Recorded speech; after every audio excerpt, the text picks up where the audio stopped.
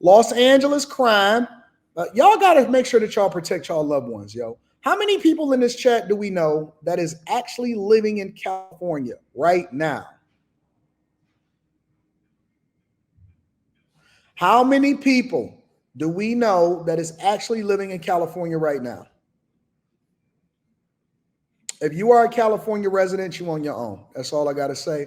Let's get into it. The residents we spoke with say they have become ongoing targets for criminals, and they no longer feel safe in their own homes. They're usually looking for money, gold, cash, safes, and designer clothing and designer bags. Security footage shows masked men entering homes in the Upscale neighborhood of Beverly Grove. That's a nice house. That's a nice house. You can always tell how nice a house is by how big their island is. You see how big that refrigerator is? You see how big that island is? And these guys is in there ransacking and running over the place. They ransack the houses for any high-end items they can find. In this case, they're dragging a large safe. The thought of somebody being hurt physically or killed by these men is very frightening, and that threat is very real. Hillary Delaney was home when 3 masked intruders entered her backyard in December. She scared them away, but she says the same criminals are still at it in her neighborhood. Yo, these guys are just running around in broad daylight. I never thought that I'd see the day as a grown man where in broad daylight, they are robbing houses in upscale neighborhoods. In broad daylight, they are robbing houses in upscale neighborhoods. I never thought that I'd see the day this is happening and getting away with it. And they have the permission of the California governor and they have the permission of the mayor. And they're not getting caught either. And the police is not arriving. You know what the average police response time is once some person reports a crime inside of their neighborhood over in Los Angeles right now? On average, in some neighborhoods, it's approaching 50 minutes. 50 minutes. If you get your house broke into, if they can get in and out, whatever it is that they want in 50 minutes, they usually is scot-free. They don't have to worry about it. It's crazy. It's absolutely crazy. They never found them. We still don't have a lead detective. And we've seen security footage from several other neighbors with these exact same criminals continuing to try to attempt to have home invasion style robberies with other neighbors. And we're extremely concerned about safety. I think we feel abandoned. I think we feel just like anything else where the city has left services to go down. Police is shorthanded. The police officers are great when we meet them, but they're kind of helpless. So what? We're just out to fend for ourselves? And that's exactly. Yep, pretty much. Remember when they used to say that it's the black neighborhoods that you had to worry about and stuff like that? Criminals are smart now. They spreading out.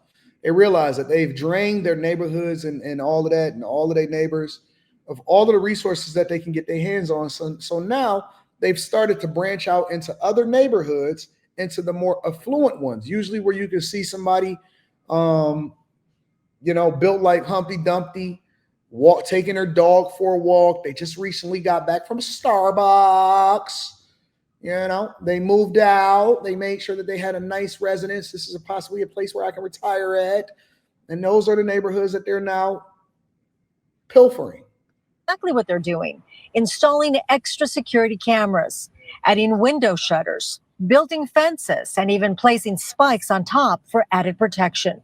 Lack of policing in the area that is motivating these burglars to do it because they know they're not going to get caught.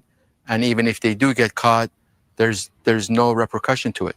I just had a situation where a fellow had a burglary. He was in the house. He scared the people away, so there was nothing taken. He called 911, and it took them 49 minutes to get there, and then they didn't want to write a report.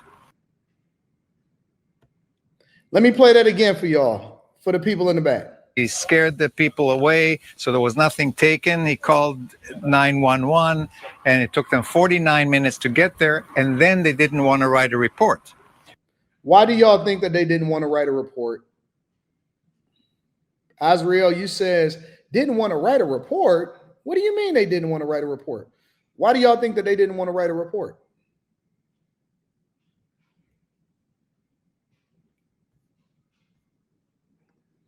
Rich Reloaded says, no point in writing a report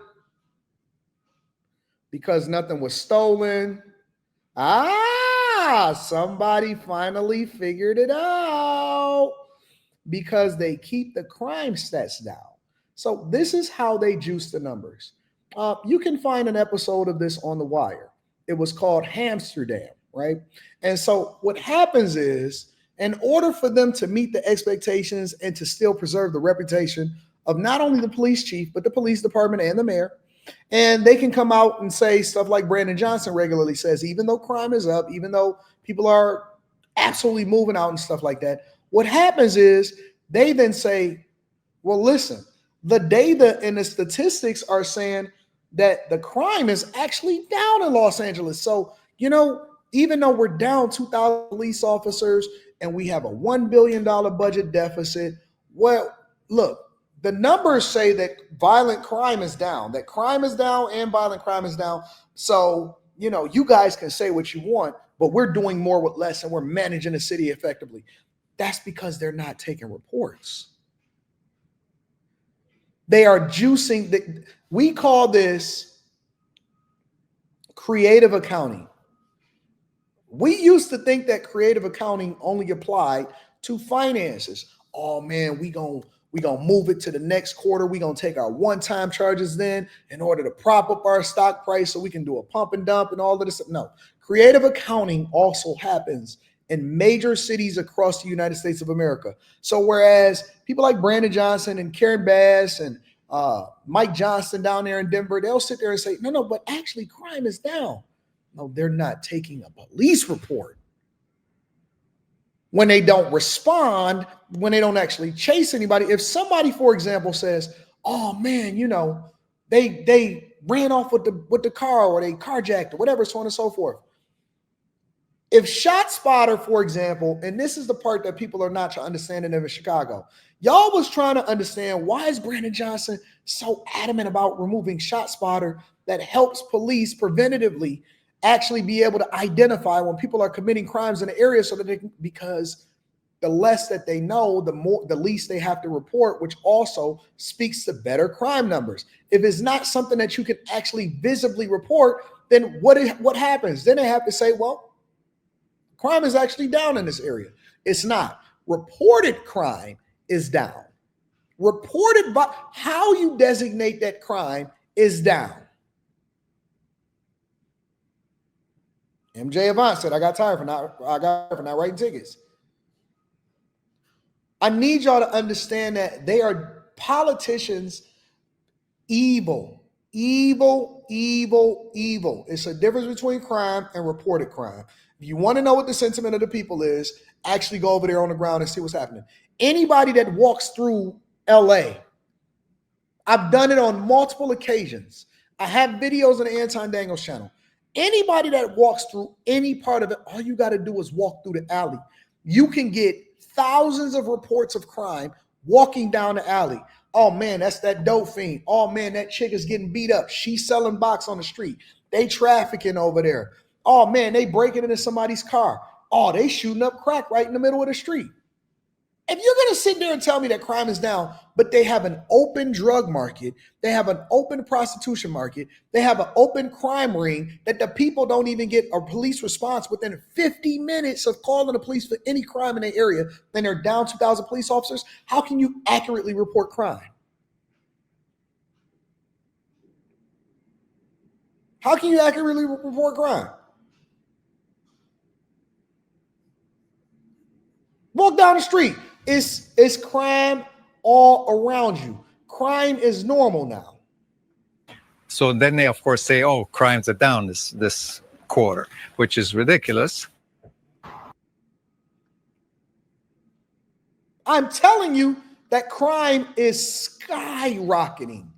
It is up higher than ever before. But let me tell you that people in Los Angeles have completely lost their minds and they've completely gone crazy.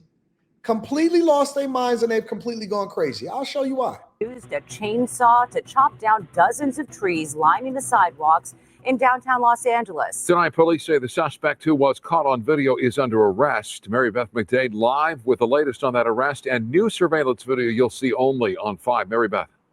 Yes, and Mike and Chair, no doubt many in the downtown area are breathing a sigh of relief tonight, hearing that this chainsaw wielding suspect is behind bars tonight.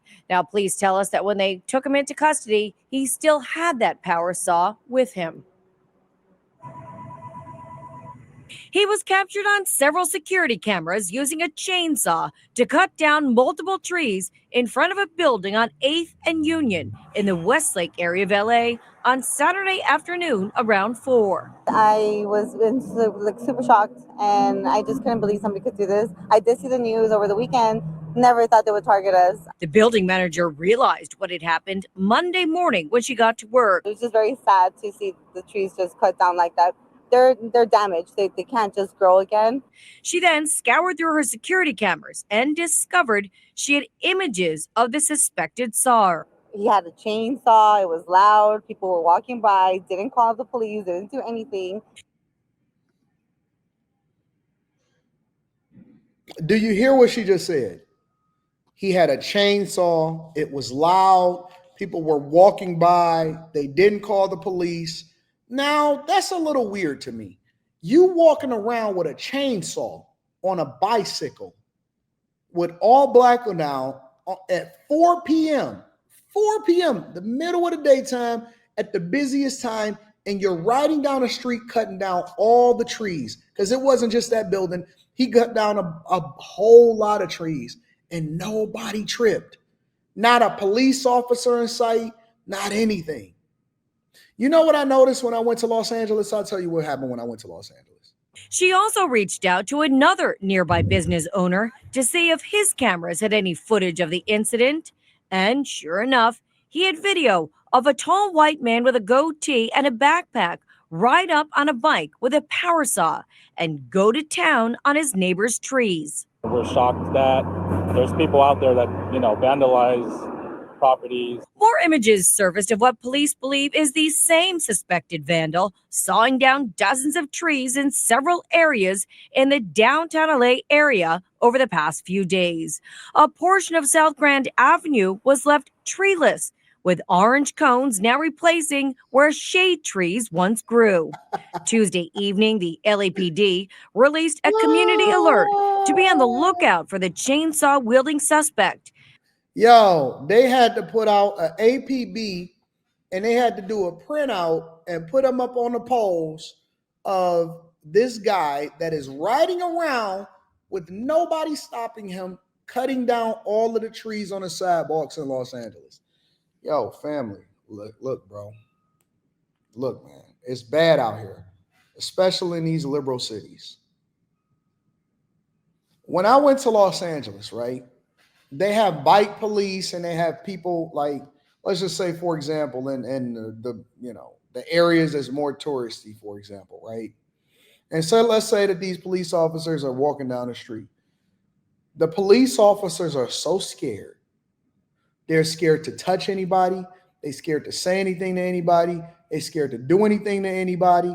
They're scared to get a lawsuit against them. They're scared of being by themselves so that they don't get mollywopped and ran up on. The police are so scared. Los Angeles, Hollywood, all of these places, that the police officers huddle together and walk down the street in a tight-knit group and just look at people. He over there taking a dookie in the middle of the on the side of the road on a walk of shame, on a walk of star, Hollywood Walk of Stars. He pissing in the middle of the street. This other guy is scratching fleas off of his head and throwing them on the people and stuff like that. I said, this ain't nothing but hell over here.